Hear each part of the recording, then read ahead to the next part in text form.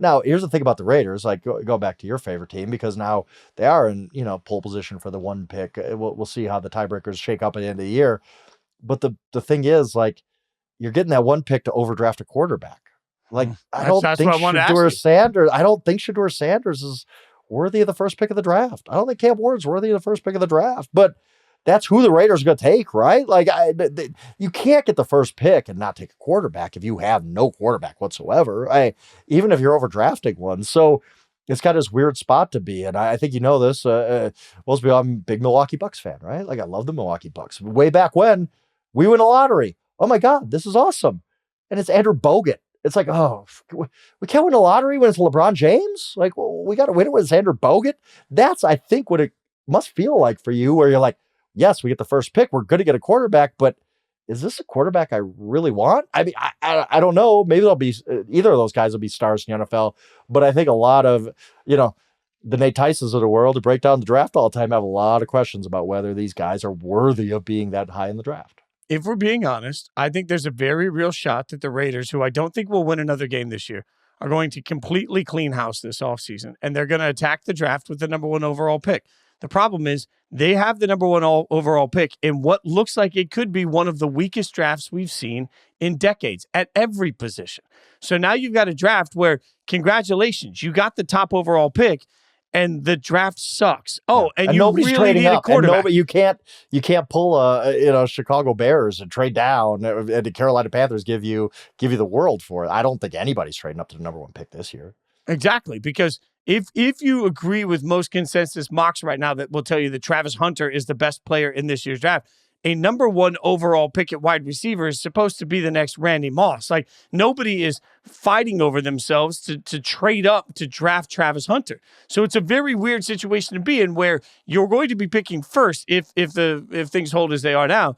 You desperately need a quarterback. The quarterback's not worth the number 1 overall pick, but you can't trade down. And frankly, nobody else is really out there that is worth that number 1 overall pick. Like, I don't know what to do. I know my favorite team doesn't have a quarterback, and I know that neither Cam Ward nor Shedeur Sanders is worth the number 1 overall pick. But frankly, neither of them is worth the number 4 overall pick either. But you don't have a choice. So the problem is you're going to draft somebody, and according to most pundits, I hope we're all wrong, but according to most pundits, those guys that you're talking about drafting are not going to be wildly successful. And then everybody's going to turn around and they're going to say, look at this, another stupid move by the team, wasting a draft pick without the context of saying, okay, what the hell else were they supposed to do? Like, we cut these clips all the time for social media. I don't want to cut this clip for April. I want to cut this clip for 5 years from April, when people are saying, oh yeah, but the Raiders had the first overall pick in the draft and they blew it because they selected Shedeur Sanders. What the hell else are you supposed to do? There is no other option. And I think that's the part of this that just stinks. It stinks when your team's bad, but it stinks when you're looking at it saying, we're so bad, we're going to have the number 1 overall pick in a draft that doesn't have a single player that you look at and say, oh my God, I can't believe we get that guy. It's a bad year to be bad, and nothing changes bad luck. Yep. Andrew Bogut, told you. Andrew Bogut. Had a couple of good years, but whatever. It's like, oh, well.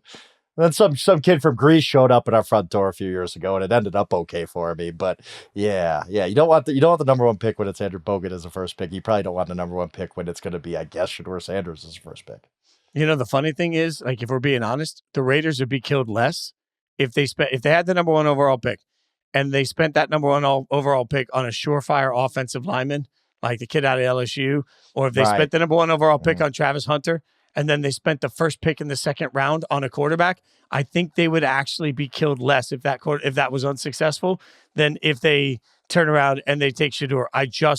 When your options are Desmond Ridder and, Aiden O'Connell and Gardner Minshew, somebody tell me what choice you have. I know. Yeah. What do you do? Like, and you're right. Taking an offensive tackle or take a Travis Hunter probably does make more sense. Like, honestly, like, it really, if we're being truly honest, that's what you got to do. But right after you kind of settled for Brock Bowers, and Brock Bowers is awesome. I get that. But Brock Bowers is having maybe the greatest rookie season a tight end has ever had, and you're 2-11. Like, he didn't move the needle at all. Like, it's just one of those, like, you have to get a quarterback at some point, and telling your fan base, no, we're going to pass. And oh my goodness, if you do that and Shedeur Sanders ends up being a Pro Bowler, like, then you're just going to get killed forever. So it's just a very, very, very difficult.